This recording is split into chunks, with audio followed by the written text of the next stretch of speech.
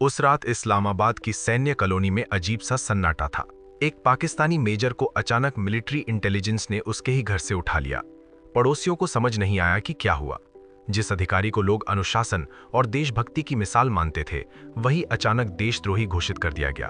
उसका नाम था नबी अहमद शाकिर, लेकिन ये उसका असली नाम नहीं था।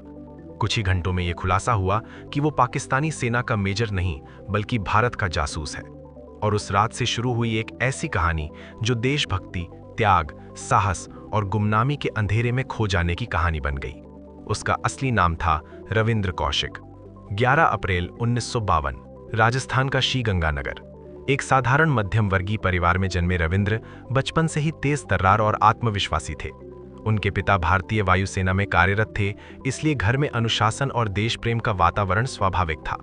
लेकिन रविंद्र की खास पहचान थी उनका अभिनय कौशल। कॉलेज के दिनों में वे नाटकों में भाग लेते थे, अलग अलग किरदारों को इतनी सजीवता से निभाते कि दर्शक दंग रह जाते। 1973 में लखनऊ में आयोजित एक राष्ट्रीय नाट्य समारोह में उन्होंने एक सैनिक का किरदार निभाया।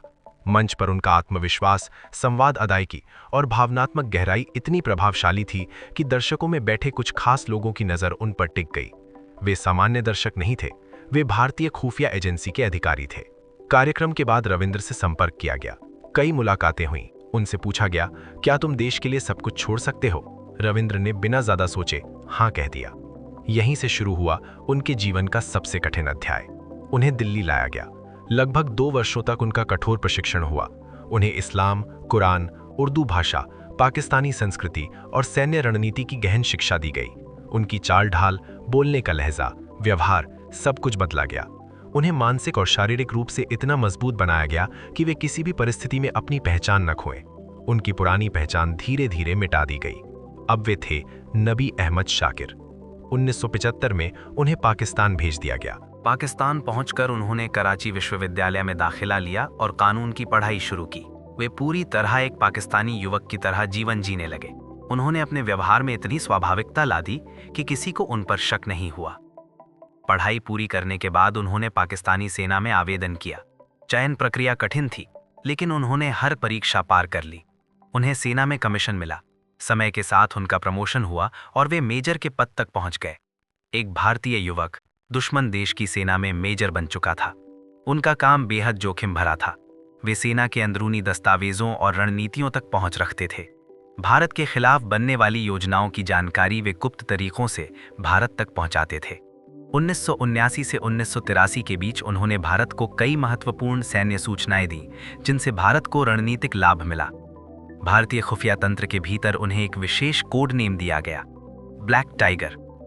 लेकिन जासूसी की दुनिया में हर कदम मौत के साए में उठाया जाता है। 1983 में भारत का एक अन्य एजेंट पाकिस्तान में पकड़ा गया।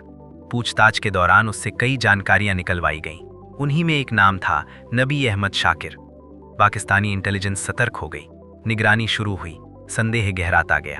आखिरकार रविंद्र कौशिक को गिरफ्तार कर लिया गया। उन पर जासूसी का मुकदमा चला। 1985 में उन्हें मौत की सजा सुनाई गई, जिसे बाद में उम्र कैद में बदल दिया गया। इसके बाद शुरू हुआ उनका सबसे कठिन दौर।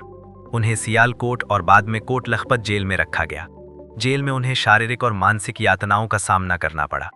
वर्षों तक वे अंधेरी कोठरी में बंद रहे। उन्होंने अपने परिवार को कुछ पत्र लिखे। उन पत्रों में दर्द था, पीड़ा थी, लेकिन देश के प्रति शिकायत नहीं थी। उन्होंने लिखा कि देश के लिए कुर्बानी देने वालों को अक्सर गुमनामी ही मिलती है। जेल में रहते हुए उनका स्वास्थ्य बिगड़ने लगा। टीबी और हृदय रोग ने उन्हें कमजोर कर दिया।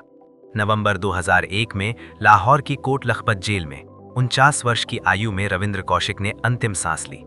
उनका पार्थिव शरीर भारत नहीं लाया गया। वे वहीं दुश्मन देश की धरती पर गुमनाम दफना दिए गए। भारत में लंबे समय तक उनका नाम सार्वजनिक रूप से सामने नहीं आया। जासूसों की दुनिया में सफलता भी गुप्त रहती है और असफलता भी। उनके परिवार ने वर्षों तक न्याय और सम्मान की मांग की। रविंद्र कौशिक की कहानी हमें ये समझाती है कि कुछ सैनिक सीमा पर वर्दी पहनकर लड़ते हैं और कुछ दुश्मन की वर्दी पहनकर। उन्होंने अपनी पहचान, अपना जीवन, अपना भविष्य सब कुछ देश के लिए समर्पित कर दिया। लेकिन उनकी कहानी लंबे समय तक पर्दे के पीछे रही। ये कहानी है एक ऐसे इंसान की जिसने अभिनय से शुरुआत की, जासूसी की दुनिया में कदम रखा, दुश्मन की सेना में मेजर बना और अंत में गुमनामी में खो गया। रविंद्र कौशिक, एक नाम जो इतिहास के पन्नों में धीमे अक्षरों में लिखा गया, लेकिन जिसकी कुर्बानी असाधारण थी।